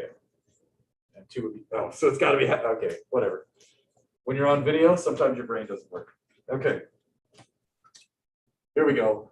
Well, let's do the experiment, right? That's the fun part. And well, before I do that, any questions on that? Did that make sense?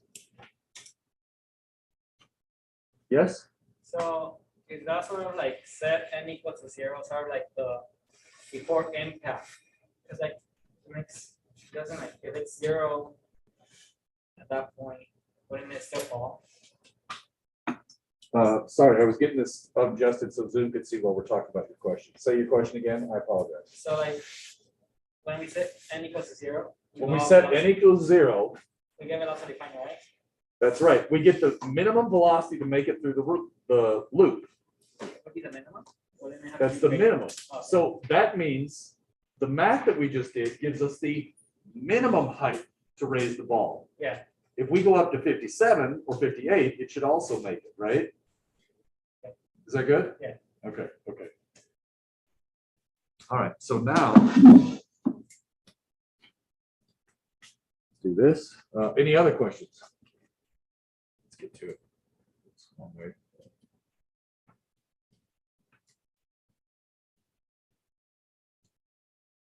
Just a little bit better.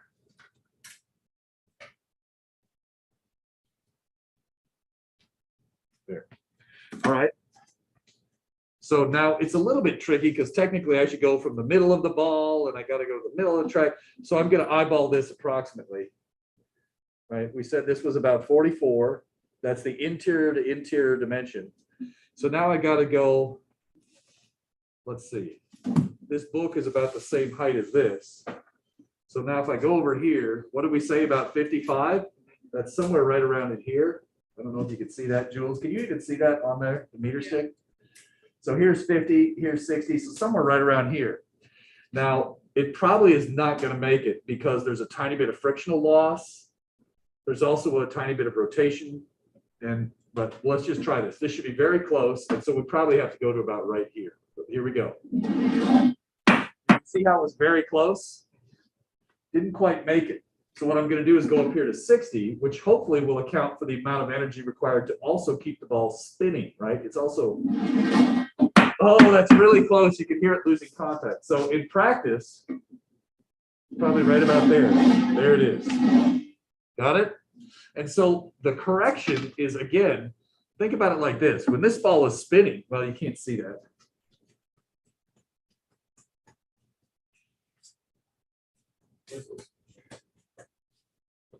And this is something we haven't discussed yet.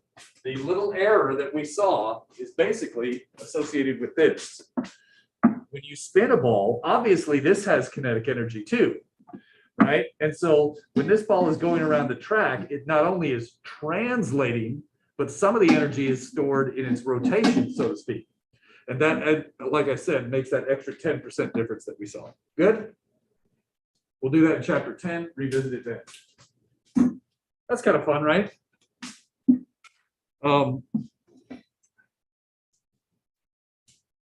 Regarding this, if you look at problem 8.5, you can see 3 different designs of roller coasters.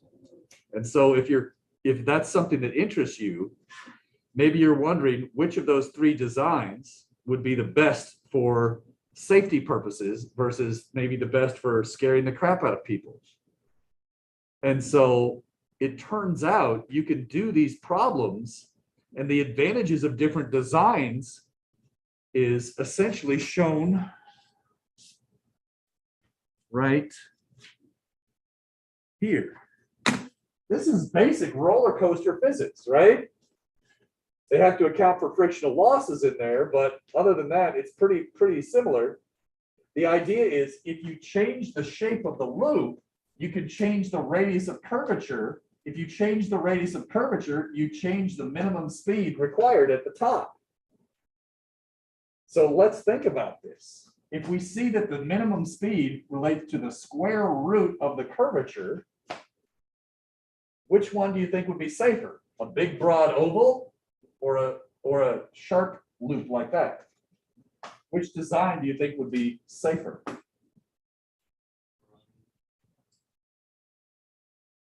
Remind me not to go to your amusement park. The big broad one, think about this. If it's a big broad one, do you agree the radius would go up? Yes. That means you'd have to be going faster at the top or you would fall out and die. So, right? So take a look at roller coaster physics. You'll see that a lot of these roller coasters, they'll have these loops that get really sharp at the top because then you have a very small radius of curvature. That means you could be moving slower and not fall out, which would be convenient. Unless you want to go really, really fast. Exactly. And then, yeah, right. So imagine how terrifying it would be going upside down for a long stretch on top. You would have to be booking it. And that would be very scary. I don't like roller coasters. Luckily, they also have systems to keep them like clamped on. Yes, Like exactly. usually it's a wheel on one side of the track and the other side. Exactly. So you know the carts aren't going to fall down. Hopefully the people inside don't either. That's the trick, right? That's what the seatbelt fins are for. Well, I took a ride on a roller coaster and my kid was next to me. And it was one of those old school ones where you just put it down on your thighs. And then my kid is just like floating around in there. And right, there's the other thing about this, right? They've done these tests with like rugby players who could really hold on to a ball. And they've shown that in a car accident or something where you have a rapid change, even at like 30 miles an hour, even a professional rugby player couldn't hold on to a child, right? So fortunately we lived. So we lived to fight another day. Oh my gosh. It was pretty sketchy. Anyways, it was fun. All right, let's keep going. Oh, what's that? Oh, I was gonna say you mentioned there's rust. Yeah, there's yeah. All right, let's try 8.10. We got time, right? Let's do it. 8.10. So I'm going to, you can read more about these if you want. I want to get to a problem that has a spring in it because we've been doing all this crap without springs. 8.10.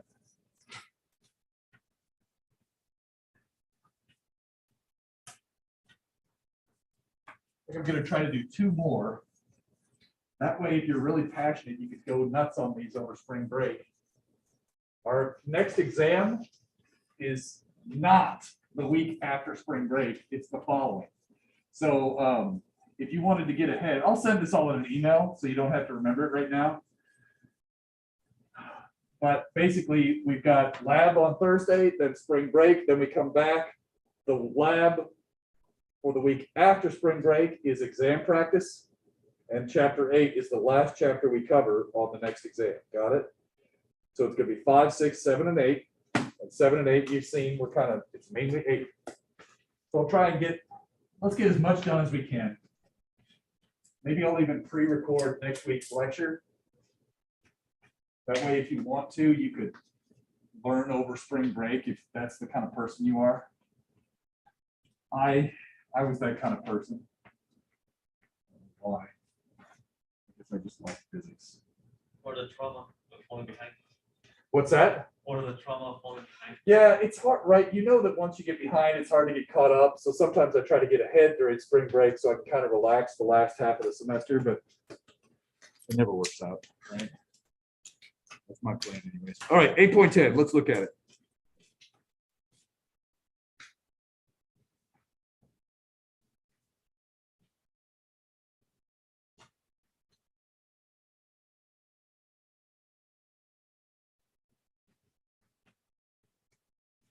I'm going to draw 3 pictures for this one. I have a mass here. I'm going to call this, instead of before and after, I'm going to call this stage 1. All right, you may see me start doing this where I start, instead of saying before and after, I'll say stage 1, stage 2, stage 3.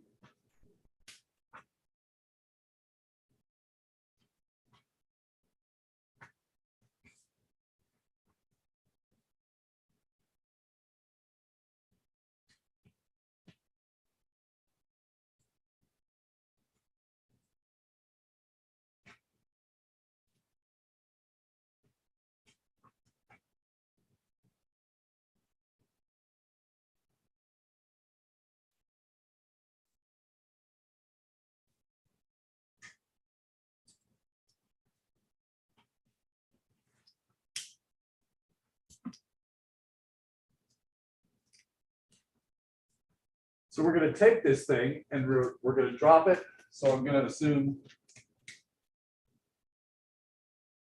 dropped from rest, just to be clear.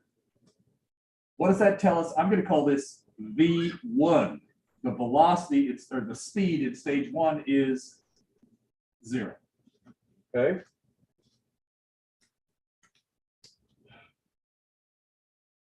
Okay. In this problem, maybe I'll get my simulation here while you guys are writing for a second.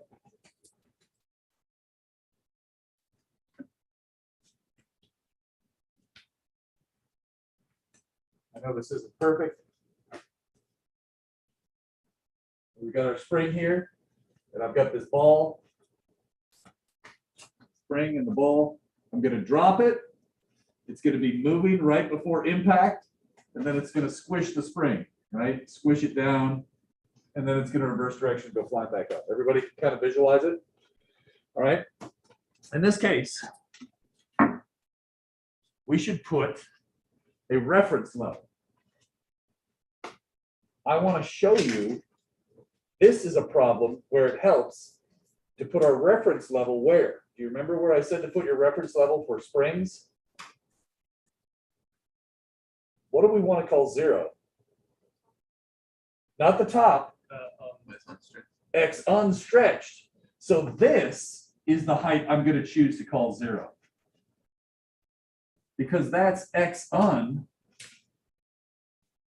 Let X un equals 0. We're going to call that Y equals 0 as well. So now, which maybe that's what you meant, the top of the spring. Sorry about that. Okay. So this block is moving here in stage 2. What about this point? I want to read carefully in this problem. Okay. Part A. When the spring reaches max compression, so max squish, which of the following quantities are 0? So right here, we're told at max compression here,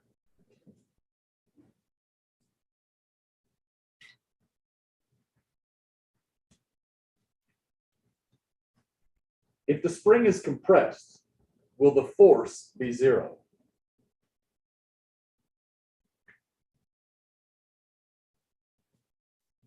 No. Every time you compress a spring, it's got a force. Agreed? Will the net force on this block be 0? If you dropped something there and it compressed the spring, right? It comes down here and it squishes it. Is this ball going to want to keep this in max compressed state or not? No. No, it's going to keep moving. So it stops for a split second, but it's not going to remain stopped. What does that tell us about both the velocity and the acceleration? What is the velocity at max compression? 0, because that's where it reverses direction. So that's 0. What is the acceleration? 0 or not 0? Not 0. And the force? Not 0. So At max compression, it turns out it's not easy to do force problems here. It's better to do energy problems. Understood? Oops.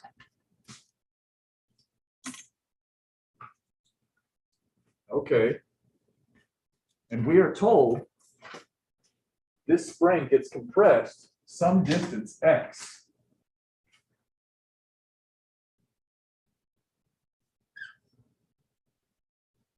So the spring is compressed distance x. And that's the max compression. All right. What are we trying to figure out? I'm reading part B now. Assume we know the spring compresses maximum amount x. Determine the spring constant. What am I looking for? K. Good job.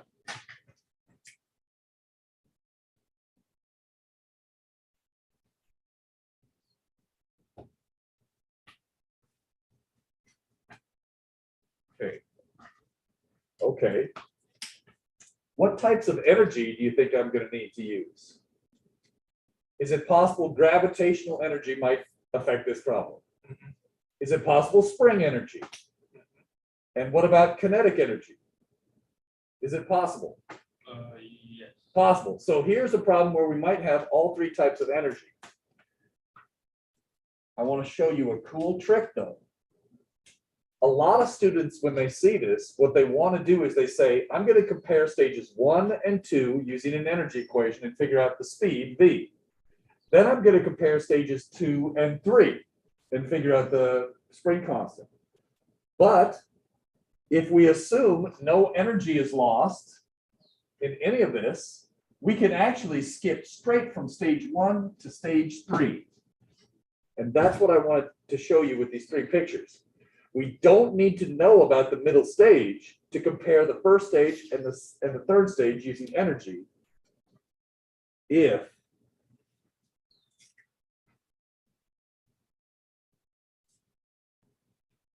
this work term equals 0, we can do that. Does that make any sense?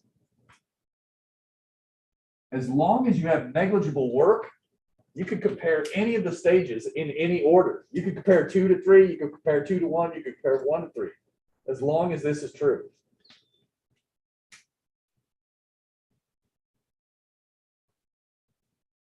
In this problem, we're going to ignore air resistance. If we ignore air resistance, we don't have any work done. Got it? So I'll make some quick assumptions here. Assume no air resistance, friction, or energy loss during collision. If you had an imperfect spring, you might actually lose a little bit, but the whole point of using a spring is the spring is supposed to help conserve energy. This is why we have springs on our bumpers, right? Or shocks, right? So the idea is if you hit something, you're not using the energy to smash your car, you're using the energy to smush a spring, which can then unsmush. So it's not a perfect set of assumptions, but we're going to assume that. All right? Let's do it.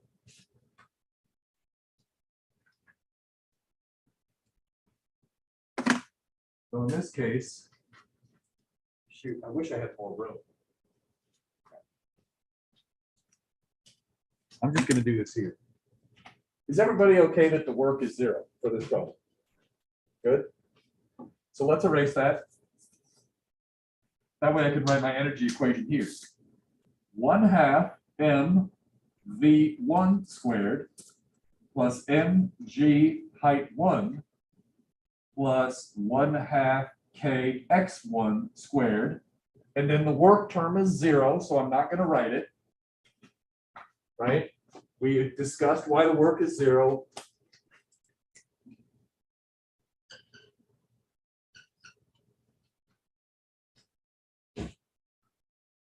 That's why we're doing that. Over here, I get a 1/2 m v 3 squared. I'm going to skip straight from stage 1 to stage 3.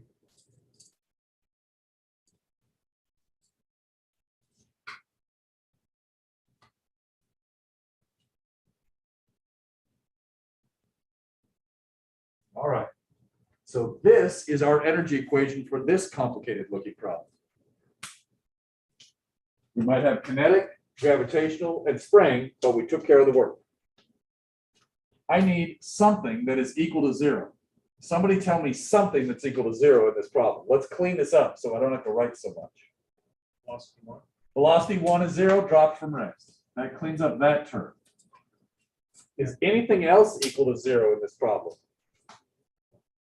Exactly. That was the whole point of this nonsense, was to say, well, I don't know the acceleration of the force, but I do know at max compression, this term is 0. Turns out we don't need kinetic energy, and that's probably what you were thinking earlier. Good job. Does the mass drop out? No. When we have springs, the mass usually doesn't drop out. So that's kind of a thing to keep your eye on. If I give you a problem on the test with springs in it, you're like, oh, the mass probably won't drop out here. You know what I'm saying? All right. Is there anything else equal to 0? Compression X and the 1. Correct. Initially, is the spring compressed? Nothing's touching it. Nice job. Did this problem tell us how high above the ground it was when it was dropped? H? Probably H, right? Yeah. Okay. Okay, so now we can start to fill this in. I know you're tired, but just check this out. It's important to pay attention now. This is our reference level. What is height 1? Is it X? Is it H? Is it X plus H? How high is the height 1 above our reference level? H. So this should still be M, G, H. How high is the block above the reference level? Which we should say H3 is X. negative X, because below X, negative X. Got it? Did that make any sense? If we're above our reference level, your height is positive. If we're below, we got to remember the minus sign. And that's how we handle that. So this should be M, G, negative X. Did that make sense?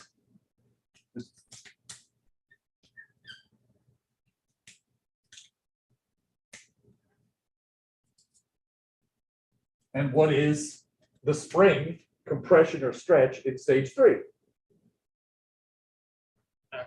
X. So notice X3 is X, but height 3 is negative X. See what I'm saying? X3, the amount it stretches or compresses the distance, that's X. Now, it's not going to matter because it gets squared, but the height, it does matter because it's not squared. Do you agree we could solve this for something? What are we supposed to get? K. Do you agree you could do algebra and get K? Now, I want to show you one other trick. All right. We haven't done much with work and friction. You could do 8.11 and a half at home or something. I want to show you 8.18. 8.18 really quick. Okay. And I'd like to actually make sure we get through this and say the summary. I may end up holding you over 3 minutes, and I apologize, but I'd rather have it on tape. So let's do 8.18 quickly. I need to switch boards probably, right?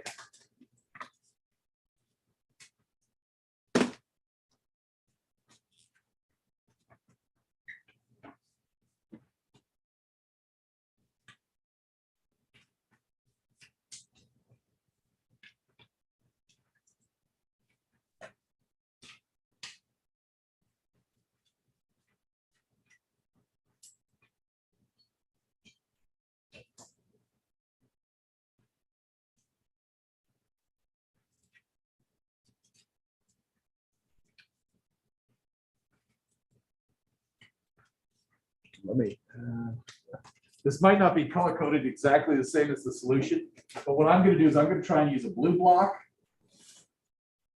and a red block.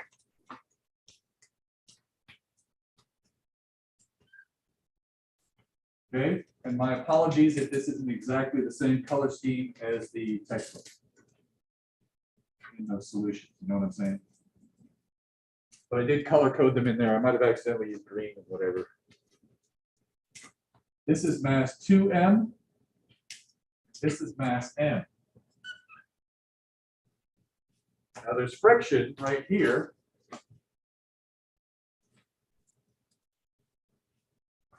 We're released from rest. The after picture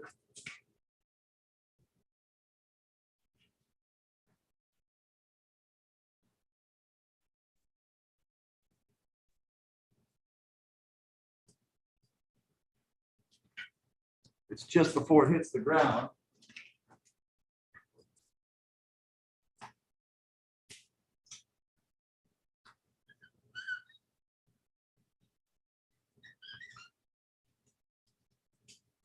Oh, wait just a second.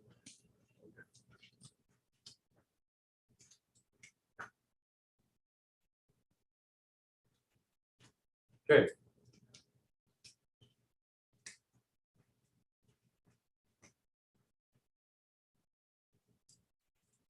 For a second. And remember, you're going to have this video if you need it later. So I'm gonna edit. So if you got to leave, I'm not offended if you have to get up and leave, but I'm going to get this damn problem done for the video. Okay. We still got 3 minutes, but I'm going to go over. I can tell. What's the work done by the tension in the strength? And Jules, if you got to get out of here too, you know. What's the work done by the tension in the strength?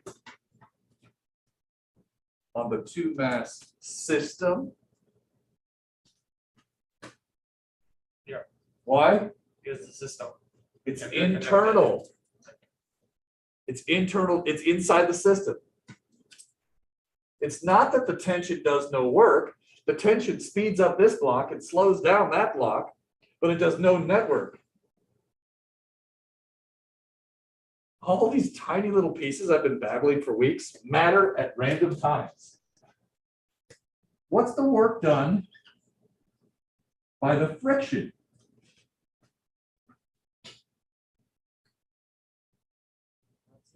Not zero. What's the equation from chapter 7 for getting the work done by friction?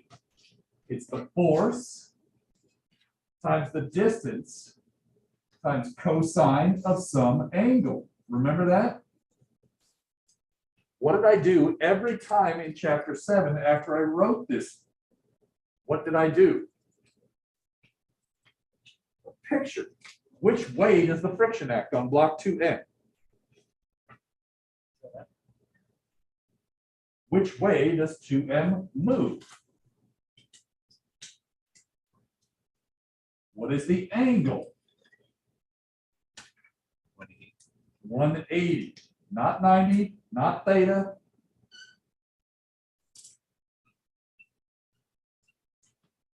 What's cosine of 180? -1. The friction does negative work. Does that seem reasonable that friction should do negative work? Yeah. It's opposing the motion. It's slowing you down. It should do negative work. How could I figure out the frictional force?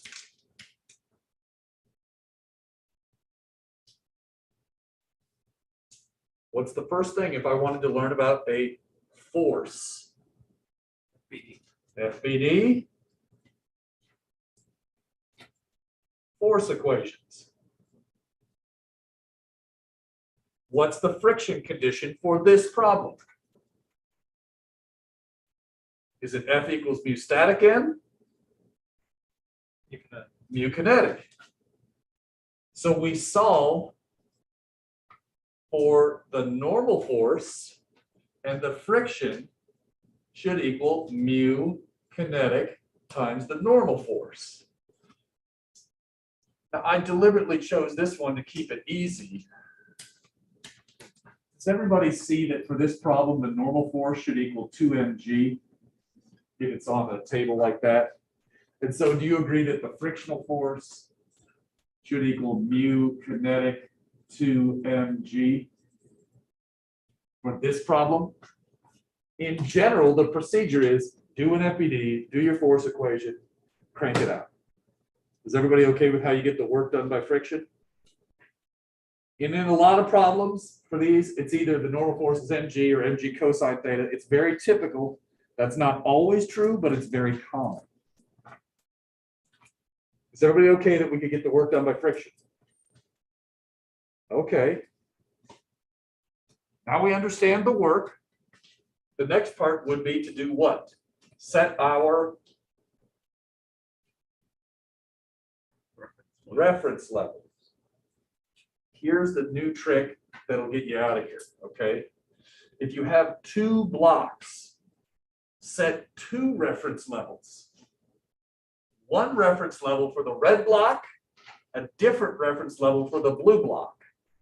You can do that. You don't have to, but it's convenient, right? Because I don't want to have to think about what's this little height here or what, right? So what I'm going to do is I'll say this is y1 equals 0. Right? And this one, why not set this one right here? Y2 equals 0. And technically, those should go through the center of mass, but I'll discuss that later. If you're wondering about center mass, we'll talk about it later. So the advantage of doing this is now, notice, I don't need to worry about gravitational energy for 2m, do I? And if you recall, at the very beginning of class today, I said only changes in gravitational energy matter. We always have an initial and final. In fact, some people actually write the energy equation, change in E equals 0. Only the changes matter, whatever. At this point, do you agree you could write your energy equation, crank this out? And I've got the solution, and it's color-coded for you, and you can do it at home. Look at the bottom of page 19. Bottom of page 19. I've got a summary for you, right? This is our summary for the entire class we did today. Before you assume conservation of energy is valid, think about work. Did you notice they did that every problem? Always think about work. And then we saw that forces pointing towards the center do no work. Like the normal force that we saw, that did no work. Remember in the ball in this thing? Okay. They changed the direction of velocity, but not the speed. Perpendicular to displacement, no work. For a two-block system, give each block its own reference level. Internal forces do no work. We didn't do a problem like this, but you can see this. I'll show you really quick. If you have a block on an incline, take a look really quick here. If this distance is L, I think we talked about this somewhere. Do you agree that the height is typically L sine theta? So if you have something that's on a ramp, instead of doing MGH, you do MG L sine theta. Okay? If the spring changes length, a common mistake is people try to use force equals kx and solve the problem that way, but the force keeps changing as the spring changes length. So if you have a problem where a spring is changing length, do work and energy. More on that when we do test review. Finally, I didn't have time to do this, but I know we're going to do it in lab tomorrow. For pendulums, look at that cool picture. Do you see that? That explains how you can get height for pendulums. We'll do more on that in class tomorrow. That's our first lab experiment. So I'm going to stop the live stream there, right? Yeah, page 19 at the bottom. All right, thank you for the extra 5 minutes there. Sorry I went over.